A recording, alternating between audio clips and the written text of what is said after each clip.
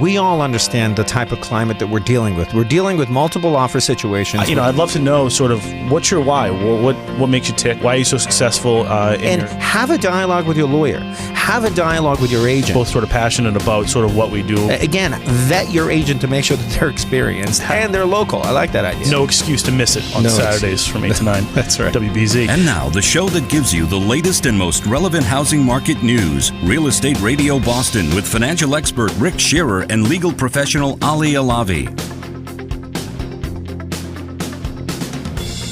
There's a stigma associated with a house that may be close, in close proximity to high tension wires, and I think that's where the challenge of marketing that property may lie. Yeah, and we're not here to say is it good, bad, or indifferent, but what you're talking to us is reality. The consumer shies away from a property like that. So this is for an investor, putting your investor hat on and making an assessment of a deal.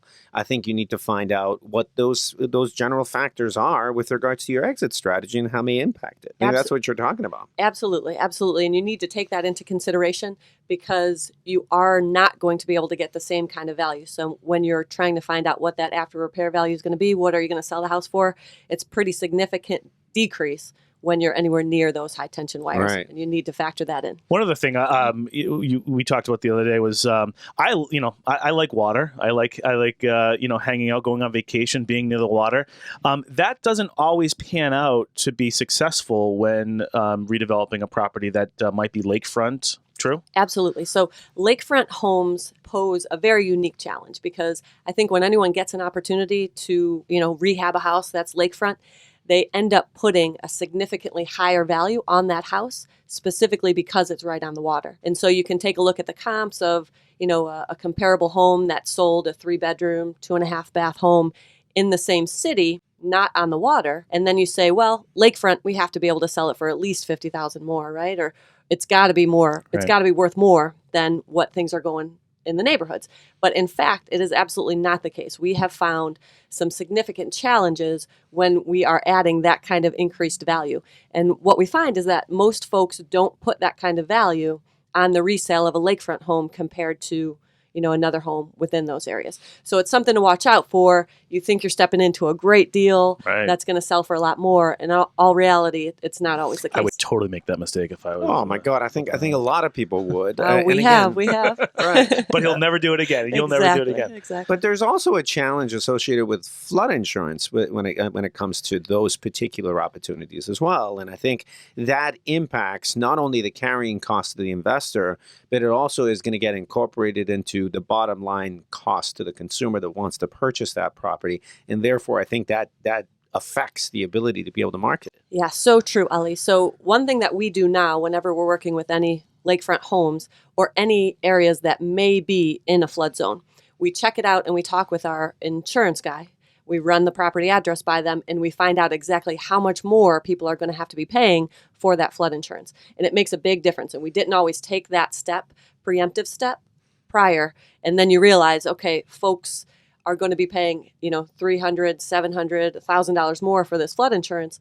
You need to factor that in and make sure your price is aligned so that they can still afford the home with the insurance. Absolutely. Yeah, that's so valuable because I don't think people look at that as far as, for a developer, that doesn't really matter. But it's just one more thing you got to say, yes, a beautiful house, but it's got flood insurance. Exactly. And here's what we've come up with. Again, stigma and carrying costs. I mean, all that it comes into play. The Cape is a different beast, isn't it? All in all. I mean, it sort of stands on its own. The market, it has its own sort of economic market, if you will. But how is it peppered these days? Are you seeing a influx of individuals from the city that are selling their condos, perhaps families that want to create a residence, a permanent residence down the Cape? Are you seeing downsizing that's happening by individuals that have been there for a long time and perhaps want to buy a condo at the Millennium Towers now in the city? What are you seeing? Are there any trends? Well, the Cape definitely has a different flavor than the rest of the state. We do have a lot of condos in our marketplace, so that is an option for people if they want a weekend getaway. They probably can find a condominium that would be less expensive and more suited to the lack of maintenance responsibilities.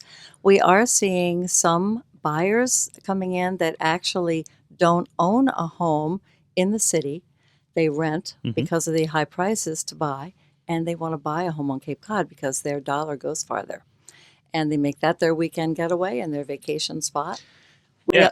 Yeah, and a little fun fact is, I'll tell you, the real estate taxes on the Cape are some of the lowest in the state. I mean, I think we get spoiled when we have a place down there, and then you look at what I pay in Hopkinton, and it's night and day from the two. So people can get into home ownership on the Cape a little bit easier than they can up here. Oh, but we do complain bitterly about our tax rates, Oh, I know just you like do. everyone else Yeah. does. Well, let me show you a couple listings up here, and we'll calm that down. But let me ask you.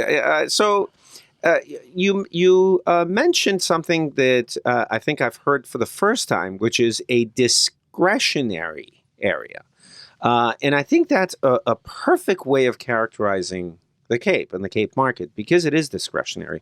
Do you think as a result of it being discretionary, it is more subject to the fluctuations of the market? Because individuals, I'm assuming, and correct me if I'm wrong, but individuals that perhaps want to move down the Cape have discretionary funds that they want to spend down the Cape. And if the economy is sort of on eggshells, and perhaps the jobs market may not be as stable, employment market may not be as stable, that discretionary, there is a serious impact on that discretionary market. Are we seeing that? Well, yes and no. Discretionary, I meant more in terms of they don't have to buy and they don't have to sell. If it's not this year, it can be next year or in 5 years. Now, one of the other characteristics of Cape Cod is that our demographics are a little bit older than the rest of the state. So we really specialize in people that are possibly not all retirees, but heading in that direction. So it's a second home that will eventually become a retirement home. Or when they do retire, they sell that home and buy something a little more substantial if they're going to live in it year round. Mass Association of Realtors, you're obviously part of an association. There's realtor associations all over the U.S. And you being the president of the association, I'm sure you hear about the general consensus of what people are talking about with regards to the real estate market. Previous segment, we talked about how the Cape and perhaps there is it has its own market, if you will. Are we dealing with a softening of the market? Rick and I were bantering at the first segment about this. What are you hearing? What's the feedback that you're hearing nationally on this matter? Well, to start with, at the state level, we have 16 local associations, and I speak with them on a regular basis. We have a group call so that we can share information about what's happening in the markets all over the state. At the national level, we do that at our conferences when we all get together and talk about what's different in each area of the country. And real estate is extraordinarily local. It is all about local. And even within the state, it's different on the Cape than it is in the Berkshires or that it is on the North Shore, or especially in Metro Boston. No doubt. I think real estate is local, but would you or would you not agree that there are trends in real estate? Local real estate, no matter where you were locally in 2008, 9, and 10, it was depressed. And no matter where you are locally, I think you've seen some level of recovery from that era. So the question now is, are we, because of the fact that there are trends? Is it Ollie? Is it me? Am I right? Are we having a bubble, or are we just having maybe a softening of the market? What do you think? Well, Rick, I'm with you. Thank you. As I am too. You're the director of communications at one of the biggest real estate associations. Who are you with, Eric? If you could just go on for the record. For the record, I would say, and I don't even see a softening right yet because we just had our highest median price ever that we recorded at $380,000 for the state of Massachusetts, which we reported yesterday for the month of June.